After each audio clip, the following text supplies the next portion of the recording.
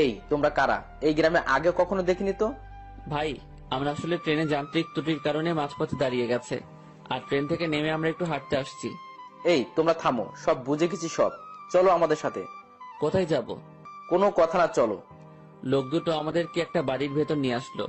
আমি মনে মনে আল্লাহ আল্লাহ করছি, কি যে হবে। গ্রামের মানুষ এসব কিছুতে বেশ সিরিয়াস। রাত করে মেয়ে নিয়ে বাইরে দেখলে উল্টাপাল্টা ভাববে। আমাদের বেলায় ঠিক তাই হয়েছে। এরা শুধু আমার দিকে তাকিয়ে বারবার দেখছিল। আমিও মনে মনে বলছি, দেখেন কেমন লাগে। একজন বাড়ির গিন্নিকে ডাকা শুরু করলো। বুঝলাম এটা তার নিজের বাড়ি। লোকটির বয়সে আমাদের তাকিয়ে বলল, এরা কারা? ওরা বাড়ি থেকে পালায় আসছে, ওদের তুমি ঘরে নিয়ে যাও। আমি হুজুরের ডাইকা নিয়ে আসি।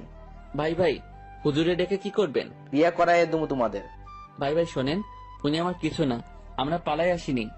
উল্টাপাল্টা কথা কইও না, চুপ থাকো। একটা মায়া তোমার সাথে এত রাতে ঘুরে, এর মানে কি আমরা বুঝি না? ভাই ভাই এমন কইরেন না।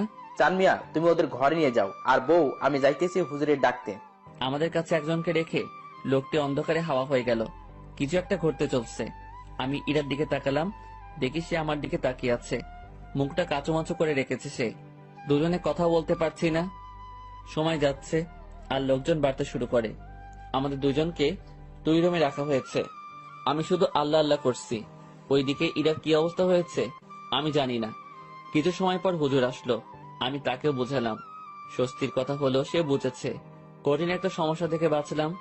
হুজুরটা আমাদের লাইন পর্যন্ত এগিয়ে দিল। তারপর ওয়াও, কি দারুণ অভিজ্ঞতা। ধুর, চুপ করেন তো, এখনই তো একটা ইয়ে হয়ে যেত। ইয়ে মানে কি? আরে বড় বাচ্চা বেঁচে গেছেন। তা তো জানি, তবে দারুণ লাগছে। আপনি থাকেন, যেখানে ইচ্ছা যান, আমাকে ডাকবেন না। আমি ট্রেনে উঠলাম। ওনার সাথে সাথে আর দেখা করলাম না। ফজরের আজান হলো, তার কিছুক্ষণ পর আমাদের ট্রেন আবার যাত্রা শুরু করলো। আমি ঠিক আমার আগের জায়গাটায় দাঁড়িয়ে আছি। ইরা ম্যাম আবার আসলো। তুই ভালোই বদমাইশ তো। কি কি করছি আমি? তুই আমার উপর ছাড়ি দিস, আমার উপর রাগ দেখাস। তো কি করব? আপনার মাথায় কি ব্রেন নামক জিনিসটা আছে? থাকলেও তো মনে হয় কাজ হবে না। এরকম ছেলে মানুষই করেন, কি জন্য বড় হয়েছেন বোঝেন না কিছু। ম্যাম আমার দিকে হা করে তাকিয়ে আছে। আমি জানি কথাটা বলার পর আমার চাকরি থাকবে না। আপনার বাবাকে কিছু বলতে হবে না, আমি অফিস যাব না। ম্যাম কিছুক্ষণ চুপ থেকে বলল, আমি তোকে চাকরি দেইনি, তোর চাকরি আমি কাটবো কেন? এই যে আমাকে বকা দিলি, মনে রাখিস, এর শোধ আমি তুলবো। ইরা রাগ দেখিয়ে তার কেবিনে চলে গেল। ম্যাম যে থ্রেটটা দিল, আমার একটু ভয় লাগলো না। ওনার কথা শুনে মনে হলো কোনো বাচ্চা আমাকে থ্রেট দিয়েছে। ওনার কণ্ঠটা সত্যি অসাধারণ। শুনলে মনে হয় বারবার শুনি। না, আমি আবার ভাবনাতে হারিয়ে যাচ্ছি কেন।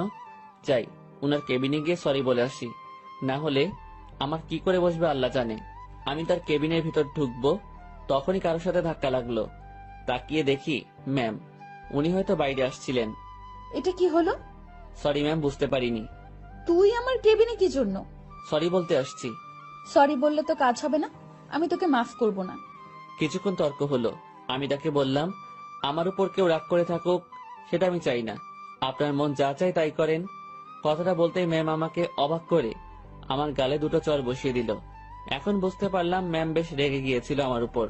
চড়টা না খেলে হয়তো বুঝতে পারতাম না। আমি তো ভেবেছিলাম অন্য কোনো শাস্তি দিবে হয়তো।